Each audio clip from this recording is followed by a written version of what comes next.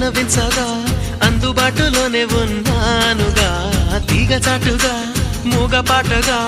ఆగిపోకే ragamalika